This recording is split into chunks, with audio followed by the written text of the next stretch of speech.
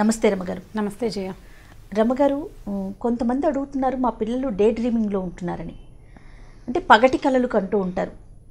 నేను ఇది చదువుతాను, ఇది అయిపోతుంది ఇక్కడికి. అంటే ఫర్ ఎగ్జాంపుల్ ఎలా చెప్పాలంటే, ఇప్పుడు కొన్ని కాలేజీల్లో ఎలా ఇస్తున్నారంటే క్యాంపస్ సెలక్షన్ అని, జాబ్ గ్యారంటీ అని అలా చెప్తున్నారు కదా.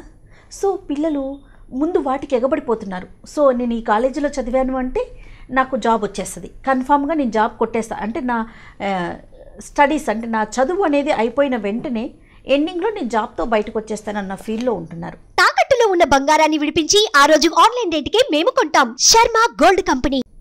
ఓకే, ఆలోచన కరెక్టే, విధానము కరెక్టే, కానీ ఇక్కడ మన శ్రమ అనేది ఉండాలి కదా, అది లోపిస్తున్నట్టు నాకు కనిపిస్తోంది. కొంతమంది పేరెంట్స్తో మాట్లాడినప్పుడు ఇదే ఎక్స్ప్రెషన్ చెప్పారనమాట. కాలేజీ వాళ్ళు జాబ్ చూస్తారు అని అంటే మన టాలెంట్ కూడా ఉండాలి కదా అక్కడ. మన చదువు ఉండాలి, మన నాలెడ్జ్ ఉండాలి, టాలెంట్ ఉండాలి. ఏది లేకుండా వాళ్ళైతే మనల్ని వేరే జాబ్లో అయితే ఫిట్ చేయలేరు కదా. సో డే డ్రీమింగ్ చిన్న పిల్లల వరకు అయితే బాగానే ఉంటుంది. తెలిసి తెలియని వయసులో డే డ్రీమింగ్లో ఉంటే మనం సరి చేస్తామో వెళ్ళిపోతుంది. కానీ టీనేజ్ పిల్లలు ముఖ్యంగా ఎక్కువగా ఇలాంటి సమస్యను గమనిస్తూ ఉన్నాం రమగారు. ఇలాంటి పిల్లల్ని మనం ఎలా మార్చుకోవాలి, ఏం చెప్పాలంటారు? ఎప్పటి సమాధానం నా ఫీల్ అర్థమైంది. ఎప్పటిలాగానే మాట్లాడాలి జయ, మాట్లాడాల్సిందే. ఇప్పుడు చిన్న పిల్లల్లో కనుక ఉందనుకోండి, అంటే ఇప్పుడు 7-8 ఏళ్ల పిల్లలు కంచం దగ్గర కూర్చుని కూడా ఆలోచిస్తూ ఉంటారు, ఏటో చూస్తారు, ఏదో నవ్వుతారు, ఎవరితోటో మాట్లాడుతున్నట్టు అలా బిహేవ్ చేస్తూ ఉంటే కనుక దాన్ని డే డ్రీమింగ్గా భావించకూడదు. పగటి కళలు కంటం కాదు. పిల్లడు అంత నార్మల్ కిడ్ కాకపోయి ఉండొచ్చు, వాడికి ఏదైనా చిన్న సైకలాజికల్ ప్రాబ్లం ఉండొచ్చు చిన్నప్పుడు కనుక. అయితే మీరు చిన్న పిల్లల్లో డే డ్రీమ్ అంటే 6-7 ఏళ్ల పిల్లాడికి ఏమిటి డే డ్రీమింగ్ చేస్తాడు వాడికి ఏం తెలుస్తుంది? ఏదో అడుగుతాడు, కావాల్సిన వస్తువులు దొరుకుతూ ఉంటాయి, దొరకపోతే కూడా అన్నం మానేసి ఆలోచించే ఏజ్ కాదు అది. శూన్యంలోకి చూడటం, నవ్వడము, శూన్యంలోకి చూడడము, ఫేస్ మేకింగ్, మొహాన్ని అంటే నార్మల్ ఎక్స్ప్రెషన్ కాకుండా కొంచెం ఎక్కువగా రకరకాల భంగిమల్లో పెడుతూ ఉండటము, ముఖ కవళికలు మారుస్తూ ఉండటం, ఇదంతా నార్మల్సీగా భావించద్దు, పిల్లల సహజమైన క్రియగా అనుకోకూడదు. అప్పుడప్పుడు చేస్తే మిగిలిన టైంలో వాడు నార్మల్గా ఉంటే ఓకే. పిల్లలు కోతి మొహాలు కొంతమంది పిల్లలు టీవీలో కార్టూన్స్ చూసి సేమ్ ఫేస్ ఎక్స్ప్రెషన్ అలాగే పెడతారు. వాళ్ళు చేసే పనులు కూడా కార్టూన్ లో ఉన్న క్యారెక్టర్ ఎలా చేస్తుందో అలా చేస్తూ ఉంటారు. అది ఓకే అంటారు. అందుకని ఈ కార్టూన్లు హెచ్చుగా చూడకూడదు. ఒకటి, వాడు కార్టూన్ ని కాపీ చేస్తున్నాడా, కార్టూన్ చూడకపోయినా కూడా వాడు అలాంటి ఫేస్ మేకింగ్ చేస్తున్నాడా అనేది తల్లులు ఎవరి పిల్లాన్ని వాళ్ళు అబ్జర్వ్ చేసుకోవాలి, అమ్మాయినైనా సరే అంతే. సో ఇప్పుడు చిన్న పిల్లల్లో డే డ్రీమింగ్ గనక ఉండి మీరు చెప్పినట్టు దూరంగా ఎటో చూస్తూ ఏదో మాట్లాడుతూ లేదా నవ్వుతూ మనం పెట్టింది తినకుండా స్కూలింగ్లో కనుక యాక్టివ్గా లేకపోతే, చకచకా నేర్చుకోకపోతూ ఉండుంటే వాడికి ఖచ్చితంగా ఏదో చిన్న సైకలాజికల్ ప్రాబ్లం ఉన్నట్టే. కాబట్టి అప్పుడు ఏం చేయాలి, మనం ఈ చైల్డ్ సైకాలజిస్ట్ని ఎవరినైనా సంప్రదించడం చాలా మంచిది. ఇప్పుడు టీనేజ్ పిల్లల్లో డే డ్రీమింగ్, కాలేజ్కి వెళ్ళాక డే డ్రీమింగ్ అంటే టీనేజ్ పిల్లల్లో 13-14 ఏళ్ళు వచ్చేసరికల్లా అమ్మాయిలకి అబ్బాయిలకి కూడా రకరకాల ఊహలు. కొంతమందికి మోడల్స్ అయిపోవాలని ఉంటుంది, సినిమా యాక్టర్లు అయిపోవాలని ఉంటుంది, లేదా ఒకడికి సైంటిస్ట్ అయిపోదాం అనిపిస్తుంది, నాసాకి వెళ్ళిపోవాలనిపిస్తుంటుంది, ఇలా రకరకాల అయిపోవాలని అనిపిస్తుంటుంది. ఇప్పుడు సినిమా యాక్టర్ అవ్వటము, మోడల్ అవ్వటము అయితే ఒక రకం, ఏదో కొంచెం అక్కడికెక్కడికో వెళ్ళి ఓసారి 2 సార్లు ట్రై చేసి ఏదో చేస్తారనుకుందాం.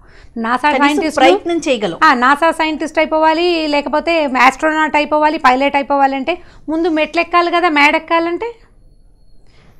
ఎక్కాలంటే 10 మెట్లైనా ఎక్కాలి, అప్పుడు మేడ కొంచెం దగ్గరగా అవుతుంది. నువ్వు 2వ మెట్టు మీద ఉండి పై మేడకి యాస్పిరేషన్ ఎలా చేస్తావు? యాస్పైర్ చేయలేం కదా, అంత పైకి ఊహ.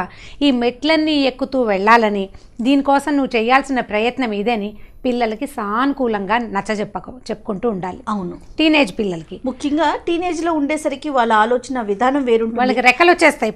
మనం చెప్పేదానికి ప్రతిదానికి వ్యతిరేకంగానే ఆలోచిస్తూ ఉంటారు పిల్లలు. అవును, అది మనం ఎలా కన్వే చేయాలండి? మాట్లాడడమే జయ, ఇక రెండో మార్గం లేదు. పిల్లల్ని పోట్లాడటము, కసరటము, నలుగురు ముందు చెప్పేయటము మాత్రం చేయకూడదు. పోట్లాడడం కాదు, కసరటం కాదు. అలాగే పైలట్ అవుతావా, పైలట్ అవుతావా, అలాగే అవదు. కానీ ముందు ఈ పులుసుతో ఈ ముద్ద మింగు అంటే ముందు ఈ 9th క్లాసో 10th క్లాసో ఇంటర్మీడియట్లో కనీసం 9 తీసుకురా, తర్వాత ఇంజనీరింగ్ చేద్దాం, దానికి ఇన్ని రావాలి, ఇన్ని మార్కులు, అప్పుడు నువ్వు పైలట్ అవ్వడానికి నాకేం అభ్యంతరం లేదు. నందో రాజా భవిష్యతి అంటారు. నందో రాజా అంటే ముందు కాలానికి నందుడు రాజవచ్చు, మనం చెప్పలేకపోతాం. 2 ఏళ్ల తర్వాత ఏం జరుగుతుందో, ఈ 4 ఏళ్ల ఇంజనీరింగ్ అయ్యాక వాడికి ఆస్ట్రోనాట్ అవుదాం, పైలట్ అవుదాం అనిపించదు, ఇంకోటి ఏదో అనిపిస్తుంది. ఆ లోపల మనం అంటే సరిపోతుంది. ఒకవేళ ఒక్కొక్కడు మంచి డిటర్మైన్డ్గా ఉండే పిల్లవాడు ఉంటాడు, వాడికి పైలటే కావాలని ఉంటుంది, అంత కరెక్ట్ ఫోకస్ ఉన్నవాడు సజావుగానే వెళ్తాడు. ఈ డే డ్రీమింగ్ చేసి అంటే పగటి కళలు కానీ జీవితం మీద రకరకాల ఊహలు కోరికలు ఉన్న పిల్లల్ని, అంటే ఇప్పుడు రంగుల ప్రపంచం మీద ఆసక్తి ఉన్న పిల్లల్ని హ్యాండిల్ చేయటం కొంచెం కష్టం. అలా కాకుండా ఈ ఉద్యోగాలు ఇలాంటి వాటి మీద కోరికలు ఉన్న పిల్లల్ని హ్యాండిల్ చేయడం ఈజీ. వాళ్ళకి ఇలాగే చెప్పడం, ఈ 4 ఏళ్ళు అవ్వాలి, ఈ 4 ఏళ్లలో నువ్వు 8 పట్టరావాలి, మార్కులు 9 పట్టరావాలి అని ఒక చిన్న యవనాలు వాటికి ఒక బార్కే ఒక ఇది పెట్టాలన్నమాట. టార్గెట్ సెట్టింగ్ చేయాలి.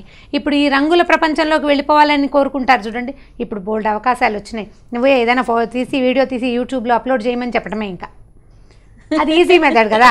నీ సొంతంగా ఏదో యూట్యూబ్లో అప్లోడ్ చేయడం ఇప్పుడు చాలా ఈజీ కదా. ఓకే, అప్లోడ్ చేస్తాము, బాగా లైక్లు వస్తే కంటిన్యూ అవుతారు, అట్టే లైకులు రాకపోతే అసలు ముందు దాన్ని అప్లోడ్ చేయడానికి ఇలా ప్రతి ఒక్కరు చేయబట్టే రమ్మగారు యూట్యూబ్ వాళ్ళు కూడా టర్మ్స్ అండ్ కండిషన్స్ మార్చేస్తారు. అవి ఎలాగో ఉంటాయి కదా.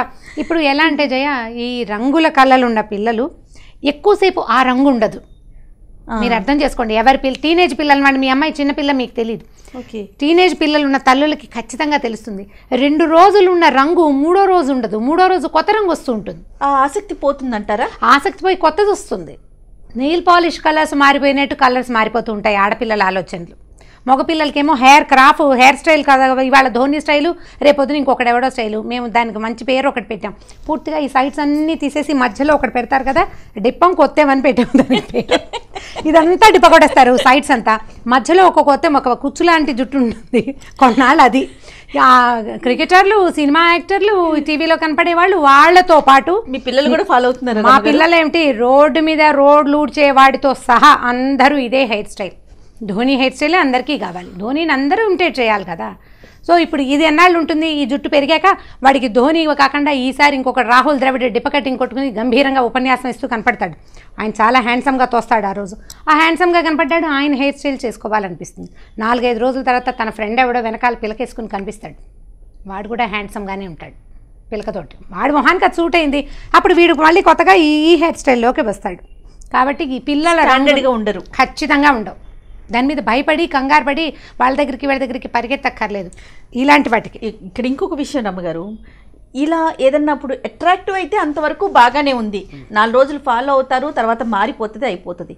కానీ స్టడీస్ విషయానికి వచ్చేసరికి చదువుని నెగ్లెక్ట్ చేస్తారు కదా. నెగ్లెక్ట్ చేస్తారంటే ఇప్పుడు చదువు మీద ఆసక్తి లేదనుకోండి, లేని వాడికి చదువు మీద ఆసక్తి ఎలా కనిపించాలంటే కొద్దిగా మన చుట్టాల్లో, కాస్త మన గ్యాదరింగ్స్లో లేదా మన చుట్టుపక్కల్లో కొంచెం బాగా పైకి వెళ్ళిన వాడు ఫ్రీగా ఖర్చు పెట్టుకుని, పిల్లలకి ఎలా ఉంటుందంటే జయ, జనరల్గా సాధారణంగా మాకు అలా ఉండదని ఎవడైనా కామెంట్ పెడితే చెప్పలేను, కానీ వాళ్ళు అవతల వాళ్ళు ఎంజాయ్ చేస్తుంటే వీళ్ళకి ఆసక్తికరంగా ఉంటుంది.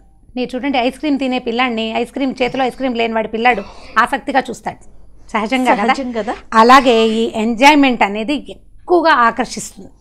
వాడు సంపాదించుకుంటున్నాడు, ఎంజాయ్ చేస్తున్నాడు. సో సంపాదించుకుంటే ఎంజాయ్ చేయొచ్చు, సంపాదించుకోవడానికి ఏం చేయాలి? ఇప్పుడు దొంగతనాలు, ఇప్పుడు వాడు ఈజీగా చేయడం కోసం ఇప్పుడు ఇంజనీరింగ్ పిల్లలు చైన్ స్నాచింగ్ చేస్తున్నారని వింటున్నాం మనం. చైన్ స్నాచింగ్ చేసిన వాడు జైల్లో పడుతున్నాడు, వాడిని పట్టుకుంటున్నారు, వాడి మొహానికి ఒక కర్చీఫ్ కట్టి టీవీ న్యూస్లో పొద్దున మధ్యాహ్నం సాయంత్రం రాత్రి కొన్ని ఛానల్స్ అయితే ఒకటి దొరికిందంటే చాలు, ఇక వాడు పొద్దునుంచి మర్నాడు మధ్యాహ్నం దాకా వాళ్ళే ఉంటుంటారు. ఒకవేళ వెధవ పనులు చేసి డబ్బు సంపాదిస్తే ఇలా కనపడతాం. అలా కాకుండా పక్కింటి వాడిలాగా చక్కగా చదువుకుని కనుక సంపాదించుకుంటే వాడు ఎంజాయ్ చేస్తున్నాడు. చక్కగా ఈ న్యూ ఇయర్ పార్టీకి బాలీకి వెళ్ళాడు, ఇండోనేషియా వెళ్తున్నాడు, చూపించవచ్చు.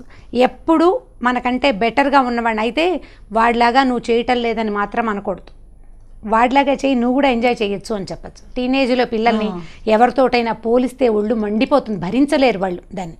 కానీ పోల్చకుండా బాగా వాడు మనం ఎలా చెప్పాలంటే మన ఇద్దరం మాట్లాడుకుంటున్నట్టుగా మాట్లాడుకోవాలి. వాడు సంపాదిస్తున్నాడు బ్రహ్మాండంగా, బాగా చదివాడు, మార్కులు బాగా వచ్చినాయి, మంచి కాలేజీలో అడ్మిషన్ వచ్చింది. అడ్మిషన్ రావాలంటే ఏం చేయాలి? మార్క్స్ రావాలి కదా, చదవాలి. ఇవి వింటుంటే పిల్లలు ఏదో ఒక సందర్భంలో మన మాటల్లోకి చొరబడ్డప్పుడు ఇంకొంచెం మార్కులు, ఇప్పుడు నీకు 75 వస్తుందా, 85 తెచ్చుకుంటే వచ్చేస్తుందిరా సీటు, జస్ట్ 10 ఏముంది, నువ్వు చేయగలవు. ఒక్కసారి కనుక పిల్లల్ని అలా నువ్వు చేయగలవు, మోటివేట్ చేయగలిగితే, ఇదే ఇప్పుడు ఏ పిల్లాడైనా ఎవడైనా అనే చేయనంటాడు. ఒక్కడు ఏంటంటే అమ్మ ఇలాంటి లయేస్తుందని తెలిసిపోతుంది, బడికి తెలివిగా ఉంటారు పిల్లలు. అనే చెయ్యను, నేను 75 తెచ్చుకుంటాను, నేను ఇలాగే అంటారు. కానీ ఆ లోపల ఆ విత్తనం మాత్రం వెళ్ళిపోతుంది.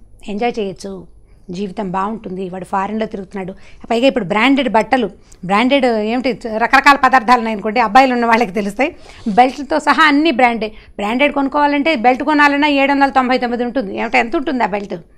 1/2 మీటర్ ఉంటుంది, దానికి 799. మామూలు వాళ్ళు కొనలేము. నువ్వు ఉద్యోగం చేసుకుని సంపాదించుకుంటా అదేమిటి దాని బాబు ఇంకొకటి కొనుక్కోవచ్చు అనిపిస్తుంది. ఇప్పుడు ఇలా గనక పిల్లల్ని మనం ఈ డే డ్రీమింగ్లోంచి బయటికి తేవాలంటే మెట్లు లేకుండా మేడలు ఎక్కలేము. కాబట్టి పై మెట్టు ఎప్పుడు మేడ మీద ఆశ ఉండాలి. అబ్దుల్ కలాం గారు చెప్పారు, కళలు కనండి అని. కళలు కానీ ఆ కళని సాకారం చేసుకోవడానికి ప్రయత్నం చేయాలి. అంటే టూ మనీ డే డ్రీమ్స్ చేయకూడదు, చిన్న డే డ్రీమ్స్ ఒకటి ఉండాలి. కళలు పెరిగిపోకూడదు. అన్ని కళలు ఉంటే వాటన్నిటిని సాకారం చేసుకోవడం ఎలా కుదురుతుంది? ఒక్కడు ఉంటాడు బంగారు కొండ అనలేను వాడిని, నాకు అలవాటు కాదు బంగారు కొండ అంటాక బంగారు కొండ కాదు వాడికి హీరో అయిపోదామని ఉంటుంది, మోడల్ అయిపోదామని ఉంటుంది, చదివేసుకుందామనిపిస్తుంది, సాఫ్ట్వేర్ ఉద్యోగం చేసి అమెరికా వెళ్ళిపోదామనిపిస్తుంది. 4 ఎలా కుదురుతాయి? కుదరదు కదా, ఇన్ని కుదరవు కదా. అప్పుడు అలాంటి వాడికి ఏం చేయాలంటే ఒకటేసారి 4 పచ్చళ్ళు వేసి అన్నం పెట్టాలి. వాడు ఈజీ మెథడ్ అనమాట. ఆవకాయ కలుపుకుంటాడు, ఓసారి మాగా వేస్తాం, అది కూడా కలుపుకుంటే తర్వాత టమాటా పచ్చడి, బీరకాయ పచ్చడి, 4 పచ్చళ్ళకి నువ్వు న్యాయం చేయగలవా? 2 పచ్చళ్ళు తినేసరికి నోరు మండుతుంది, కడుపులో మంట మొదలు. టేస్ట్ తెలియదు కదా, టేస్ట్ తెలియదు. నువ్వు ఆవకాయ తిన్నాక పెరుగన్నం తినాల్సిందే, పచ్చడి తిన్నాక ఏ సాంబారో కలుపుకున్న తర్వాత పెరుగన్నంలోకి వెళ్ళాల్సిందే. కాబట్టి డ్రీమ్ ఒకటే ఉండాలి, పచ్చడి ఆహారంలో పచ్చడి ఒకటిలాగా అంతే. మనం ఇలా చిన్న ఉదాహరణ కనుక పదే పదే చెప్తూ ఉంటే ఆటోమేటిక్గా పిల్లలు ఎన్ని డ్రీమ్స్ని చేసి మినిమైజ్ చేసి ఒక డ్రీమ్ చెయ్యి. ఓకే, దానికోసం ట్రై చేయని టీనేజ్ పిల్లలతోటి తల్లులు మాట్లాడాలి. ఇది తల్లులు ఒకటే కాదు జయ, ఈ విషయంలో మాత్రం పూర్తిగా తండ్రులు కూడా మాట్లాడాలి. మగపిల్లలైతే ఖచ్చితంగా అమ్మ నాన్న మాట్లాడుకుంటూ వాళ్ళని మన మాటల మధ్యలోకి తీసుకొచ్చి ఇలాంటి మోటివేషనల్గా చేయాలి. మీరు తిట్టటము, నన్ను చెడగొట్టడానికి పుట్టారు, నా సంపాదన అంతా వేస్ట్ చేసిన అట్లాంటి పిచ్చి మాటలు మాట్లాడితే పిల్లలు ఏమి లొంగరు. ఎవరితోటైనా పోల్చడం, వాడి బంగారు కొండ వాడికి బాగా మార్కులు వచ్చినా నీకు రావట్లేదు అని అనకూడదు. ఎవడి మార్కులు వాడివి, ఎవరి తెలివితేటలు వాడివి. వాడికి 100 వస్తే నీకు 80 వస్తుంది, ఇంకొక 5కి ట్రై చేయి నాన్న, ఇంకొక 10కి ట్రై చేయని బతిమలాడుకుని ముందుకు తోసేయాలి. 2కి ఏం చేయండి, 2కి ఏం చేయండి, 8.2 వస్తే 2 గా 3 8.5 తెస్తే బాగుంటుంది, 8.5 తెస్తే 9 తెస్తే బాగుంటుంది. అక్కడి నుంచి ఒక్కొక్క అంకె 2 మనం పెంచితే 2 అంకెలు వాడే పెంచుకుంటాడు. మార్కులు, అచీవ్మెంటు, ఆల్కహాల్ లాంటివి నిజంగా ఒకసారి చూస్తే టేస్ట్ రుచికరమైంది పదార్థం కనుక మనకి ఎలా మళ్ళీ తినాలని అనిపిస్తుందో, ఎలా తొందరగా అంటే మాదక ద్రవ్యం లాంటిది మనని ఎడిక్ట్ చేసేస్తుంది అనమాట. విజయాలు, మార్కులు, అచీవ్మెంట్స్ మనని దానికి ఎడిక్ట్ చేసేస్తాయి. ప్రశంసకి లొంగిపోతారు. కాబట్టి మనం ప్రశంసించడం కాదు, చుట్టుపక్కల వాళ్ళ ప్రశంసలు తీసుకునేలాగా ముందుకి కనుక తోస్తూ ఉంటే ప్రశంస కోసమైనా పిల్లలు ముందుకెళ్తారు. ఒక స్టేజ్ దాటాక మనం ఇవేం చేయక్కర్లా, అసలు ఇవన్నీ వెనకబడిపోతాయి. నేను మనం మాట్లాడిన మాటలు అసలు రేపటి జ్ఞాపకం కూడా ఉండవు. ఒక్కసారి కనుక వాడు ఒక స్టేజ్కి వెళ్ళిపోయాడా ఇక డే డ్రీమింగ్ ఉండదు. అంతేగాని కాలేజీల మీద తోసేయటం, వాళ్ళే చూసుకుంటారు కదా, వాళ్ళే ఇస్తారు కదా అన్నప్పుడు మీరన్న మాటే తీసుకుందాం. క్యాంపస్ సెలెక్షన్ వస్తుంది, మంచి కాలేజీలు ఉన్నాయి మన దగ్గర, క్యాంపస్ సెలెక్షన్ ఉంది. ఇంజనీరింగ్ అవగానే అందరూ అడుగుతున్నారు, మీ అబ్బాయి క్యాంపస్ రాలేదా అంటే ఎవరికి వస్తుంది క్యాంపస్?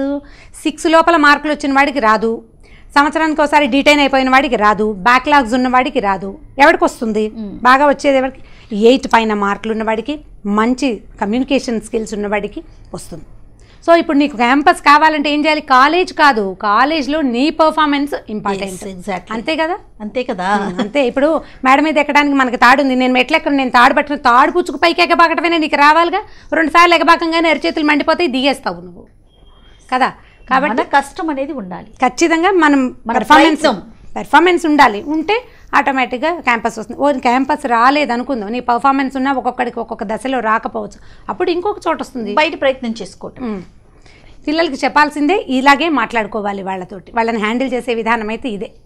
రైట్ రమ్మ గారు, థ్యాంక్ యూ సో మచ్ అండి. ఓకే, ఈ వీడియో కనుక మీకు నచ్చినట్లయితే లైక్ చేయండి, షేర్ చేయండి. మరిన్ని వీడియోస్ కోసం మా ఛానల్ని సబ్స్క్రైబ్ చేసుకోండి.